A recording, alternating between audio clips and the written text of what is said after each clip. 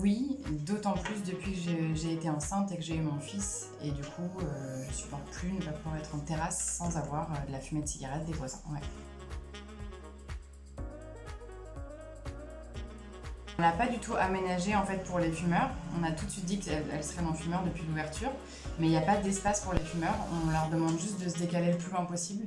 On leur demande pas de traverser la rue parce que c'est un peu compliqué, mais on leur montre un endroit après des plantes où ils peuvent se décaler un petit peu, une sortie de voiture où il y a de la place, mais ou alors au minima, à minima d'être vraiment éloigné de la terrasse. Mais on n'a rien prévu pour les fumeurs, volontairement.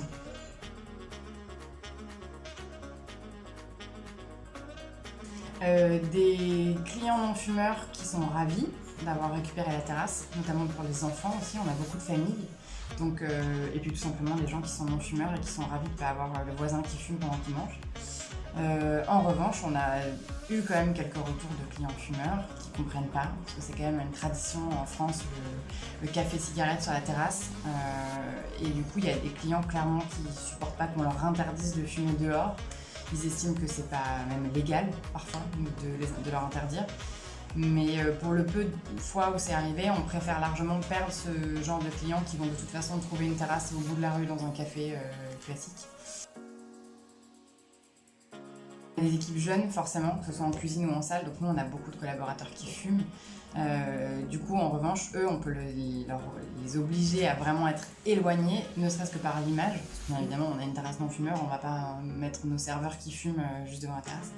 Donc on les fait traverser. On les fait traverser derrière des arbres qui sont en face de nous, comme ça voilà, les clients les voient le moins possible. Et surtout, bah, voilà, ça va avec notre éthique de... On peut pas leur interdire de fumer, bien évidemment, on n'en est pas à ce point-là. Mais en revanche, on se bagarre un peu et il y en a quand même qui commencent à arrêter de fumer, donc on avance, on avance.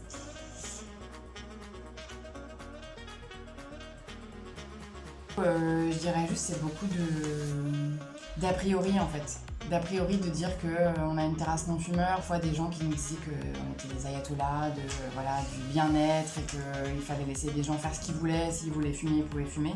Et c'est pas grave, on n'a jamais baissé les bras et ça fonctionne de mieux en mieux, on a de plus en plus de clients qui sont très contents.